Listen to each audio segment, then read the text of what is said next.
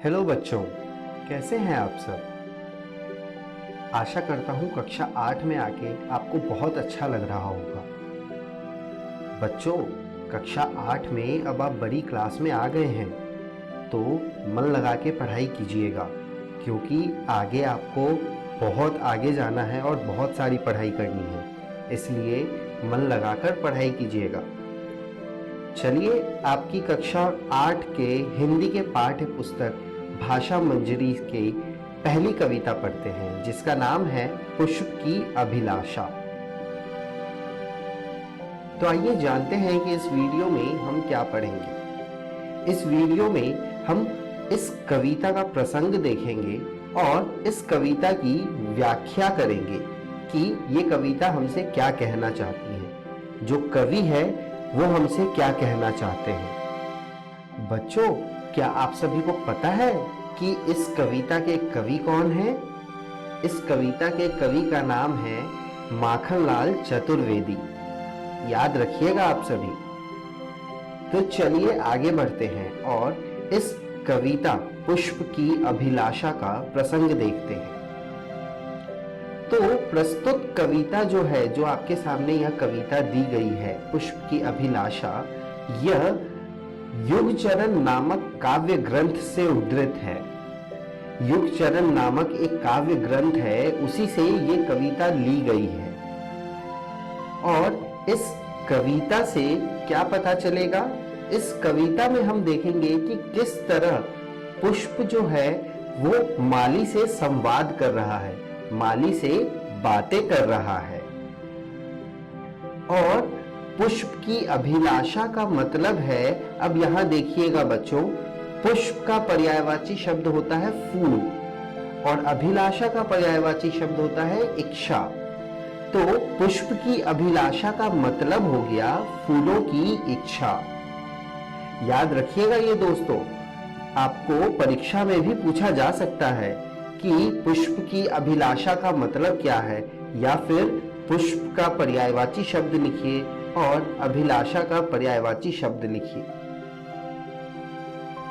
तो चलिए आगे बढ़ते हैं और एक बार काव्य पाठ करके देखते हैं। चाह नहीं मैं सुरबाला के गहनों में गूंथा जाऊं, चाह नहीं प्रेमी माला में बिंद प्यारी को ललचाऊं।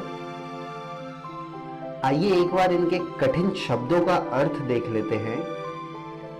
सुरबाला का मतलब होता है देव कन्या या फिर अप्सरा। गूंठा का मतलब होता है बांधा, और बिंद का मतलब भी होता है बांधा हुआ। तो इन पंक्तियों का मतलब क्या बनता है? तो इन पंक्तियों में फूल अपनी इच्छा व्यक्त कर रहा है। तो फूलों की क्या इच्छा है कि चाह नहीं मैं सुरबाला के गहनों में गूंथा जाऊं, मतलब कि फूल नहीं चाहता कि वो अप्सराओं के श्रृंगार बने, वो अप्सराओं का श्रृंगार नहीं बनना चाहता। और क्या नहीं चाहता है फूल? और क्या इच्छा है फूल की?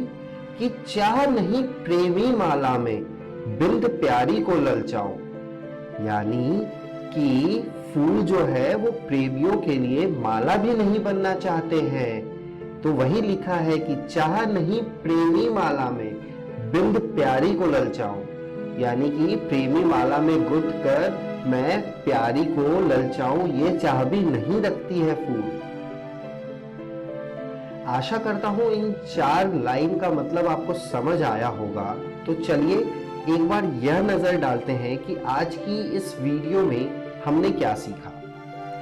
आज की इस वीडियो में हमने प्रस्तुत काव्यांश का भाव देखा, और आप सभी को अब पता चल गया होगा दोस्तों कि प्रस्तुत काव्यांश का भाव क्या है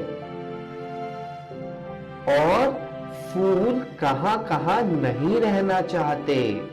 पहली 4 पंक्ति का जो अर्थ अभी हमने जाना है, उससे आपको यह पता चल गया होगा कि फूल कहां कहां नहीं रहना चाहते।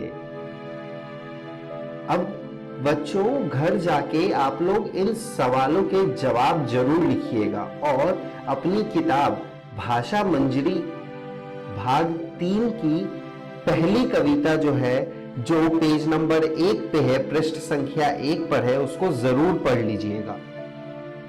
आइए एक नजर डालते हैं अगली वीडियो में हम शेष कविता के बारे में जानेंगे। तो कृपया घर से शेष कविता पढ़कर आए। यह पुस्तक भाषा मंजरी भाग 3 में है। आशा करता हूं बच्चों आपको बहुत मजा आया होगा ये कविता पढ़ के। आगे हम लोग इस कविता के आगे की पंक्तियों के मतलब भी जानेंगे, तो आपको और भी मजा आएगा। तब तक के लिए धन्यवाद।